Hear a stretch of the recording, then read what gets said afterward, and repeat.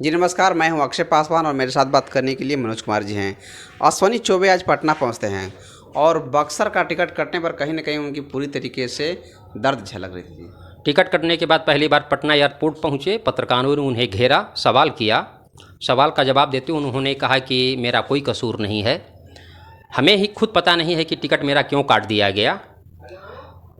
उन्होंने ये भी कहा कि कुछ गिरगिट जो बार बार रंग बदलते हैं उनको जनता धूल चटाएगी और उन्हीं लोगों के चलते मेरा टिकट काटा गया है। गिरगिट किसको कहे हैं सब समझ रहे हैं।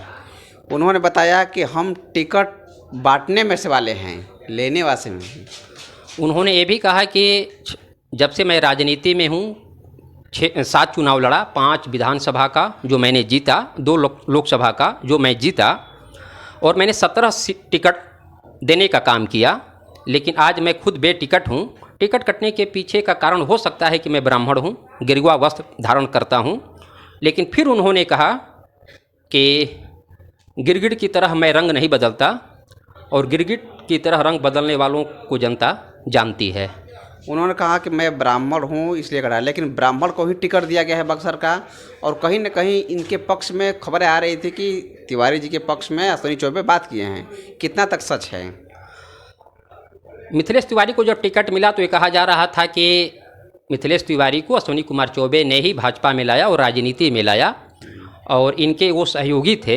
लेकिन जब टिकट मिला तो ये भी कहा गया कि अश्वनी कुमार चौबे के ही इशारे पे मिथिलेश तिवारी को टिकट दिया गया। लेकिन आज अश्वनी कुमार चौबे ने इस पूरे मामले को खारिज किया और कहा,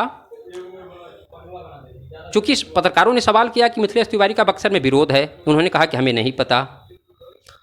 तो निश्चित तौर पर अश्वनी कुमार चौबे टिकट कटने के बाद संतुष्ट नहीं हैं। एक तरीके से वे बक्सर के उम्मीदवार के प्रति नाराज़गी जाहिर किया है। तो इस तरीके से जो भाजपा के 2 नेता बक्सर के टिकट के लिए आपस में लड़ रहे हैं, तो क्या एनडीए को इससे नुकसान होगा बक्सर में? एनडीए को नुकसान होगा, क्योंकि अश्वनी कुमार चौबे बिहार भाजपा में एक बड़ा नेता, बड़ा चेहरा, उम्र भी 72, जबकि उनसे अधिक उम्र वाले लोग चुनाव लड़ रहे हैं, चाहे वो पटना साहिब से रविशंकर प्रसाद हों, गिरिराज सिंह हो, राधा मोहन सिंह हो, लेकिन इनकी उम्र कम है। लेकिन उन्होंने ये भी कहा कि अभी बक्सर के चुनाव में देरी है, नामांकन में देरी है, कुछ भी हो सकता है। क्या धमका रहे हैं क्या? अश्वनी कुमार चौबे अगर चाह जाएंगे कि मैं विजेता रहा हूं, कभी मुझे पराजय नहीं देखनी पड़ी है, तो बक्सर के सवाल पर जो शीर्ष नेतृत्व ने निर्णय लिया है वह गलत निर्णय है। अगर एनडीए भाजपा बक्सर सीट हार जाती है तो यह माना जाएगा कि टिकट देने में कहीं ना कहीं भाजपा से भूल हुई है। तो कहीं लग रहा है क्या कि भारतीय जनता पार्टी ने अपना टिकट कहीं ना कहीं बक्सर का गलत चयन कर दिया है?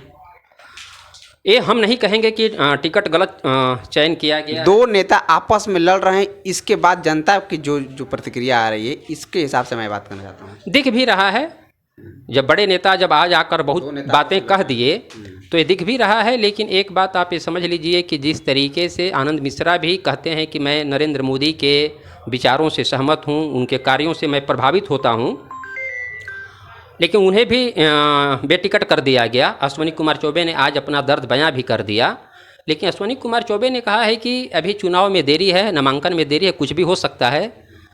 तो हमें तो ये भी लग रहा है कि अश्वनी कुमार चौबे चुनाव लड़ेंगे।